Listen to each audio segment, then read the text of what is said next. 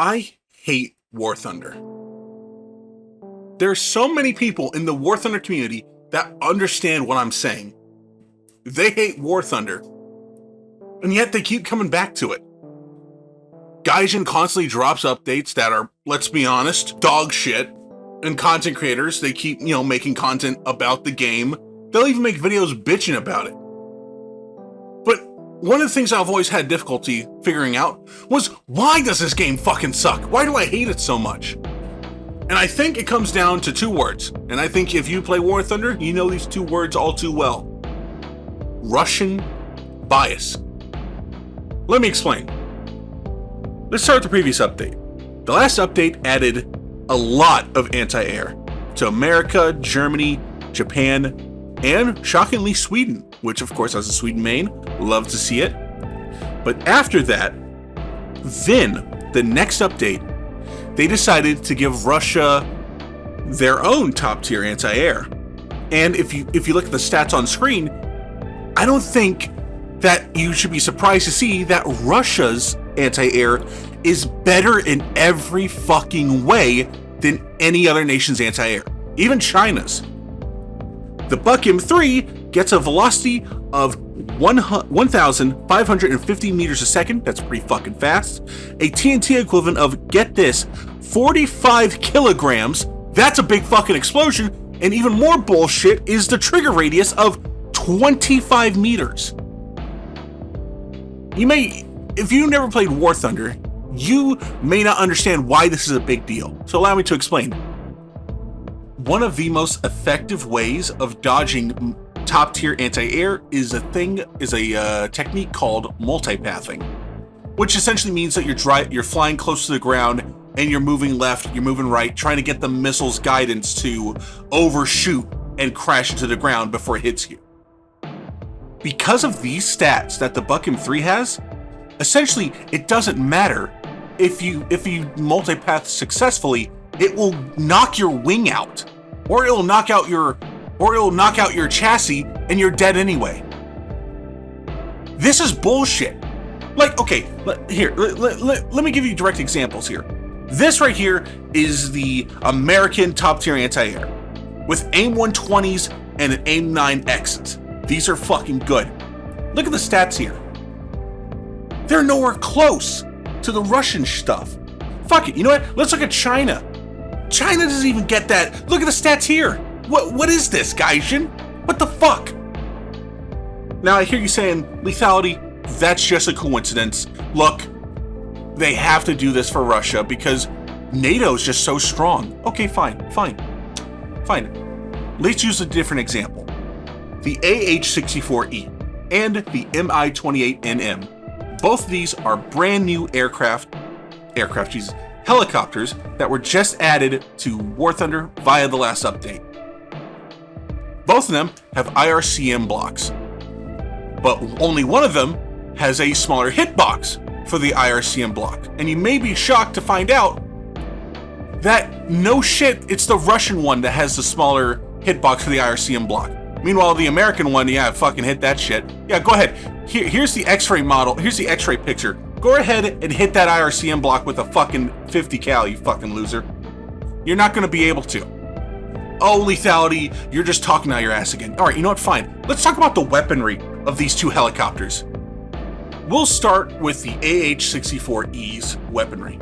Finally, after so many years, some helicopters have fire and forget missiles. Finally, fellas, finally. Let's look at the AH-64E. The AGM-179 JAGM MRIR air-to-ground missile. You know what? Let's look at the stats here. IR, in ordnance guidance, 20 kilometer lock range. That's pretty good. Let's look at the TNT equivalent. Oh, damn, 4.81 kilograms. Ooh, that's really nice. And it's a heat warhead. That's pretty tight. And it's the same thing for the earlier model that you get when you play the helicopter. Similar stats as well. Now, let's go ahead and just take a quick peek at the Mi-28NM, the Lemurs.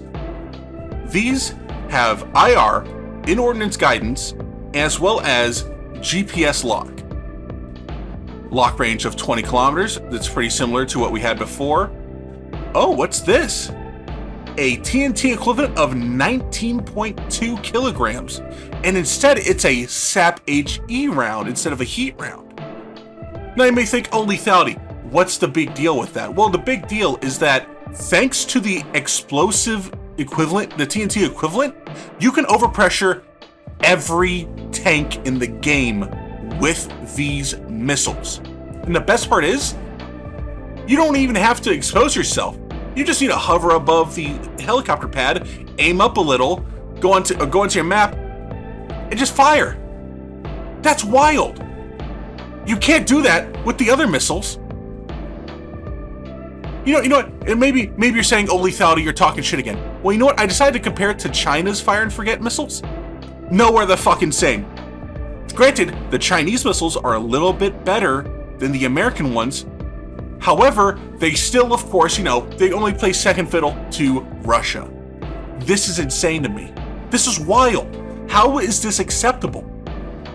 And the answer is that it shouldn't be. But yet, apparently it is okay with the player base.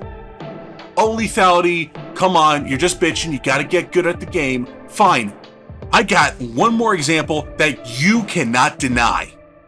Remember the IRCM blocks on the AH-64E? Well, check this out.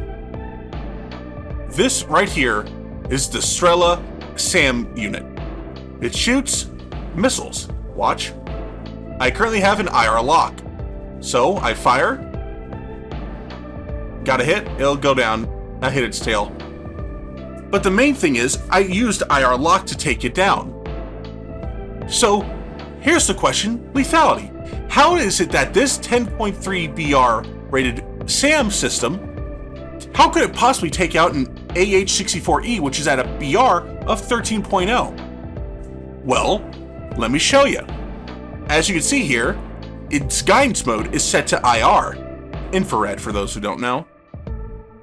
Which means I'll be able to I require a heat sig to lock on. And with IRCM blocks, it should counter this, and it will successfully counter it. However, if I go down here and I left click once, I now no longer rely on IRCM. I'm able to lock.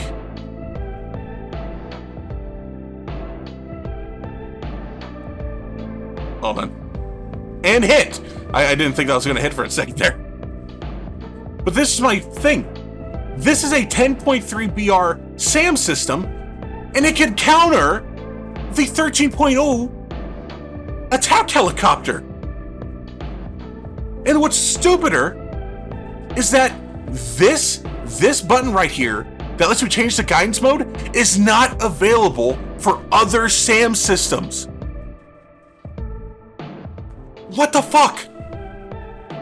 The list of contradictions go on and on and on, but I got other stuff to do today, so I just want to end off with this. Gaijin clearly has Russian bias. It is so blatant that there's no point in even denying it. So, my main thing is, what allowed this to happen? Obviously, you're probably sitting there thinking, oh, Gaijin did this, because they're the ones that updated the game, they're the ones that added this bullshit. Fuck Gaijin. Well, no, I don't think it's just Gaijin's fault. Maybe it's the content creators who sit there and bitch about War Thunder, and yet every fucking day they chug out some new fucking War Thunder content. I don't blame them either, because that's how they make their money. I think it's perfectly fine that they make their money that way. Do you know who I really blame for allowing this to get that far? It's you. It's you and me. The people who saw this shit going downhill, but we kept playing. We kept buying the bullshit packs, even the new goon pack, as I like to call it. We sat there, we bought the packs, we spent money on this game, and we kept giving it our time. I don't want War Thunder to suck. I don't want War Thunder to continue this path. But the reality is, there's nothing I as a single person can do.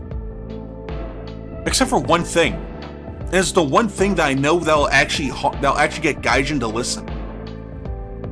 That's stop playing. Stop giving this game my time, my money, my attention. I'm done. I'm done with War Thunder. I'm done with the content creators. I don't care anymore. And personally, in my opinion, I think you guys should follow my lead. Uninstall the game, stop playing it. Play something else. Let's be honest, we all got that our Steam libraries are up to the brim with all these games we haven't played yet. Dude, and tomorrow, Arc Raiders drops. I don't need War Thunder anymore. And neither do you. So, yeah. I haven't made a video like this in a while. I just wanted to get just want to vent a little. So, thanks for listening to my bullshit. See you later.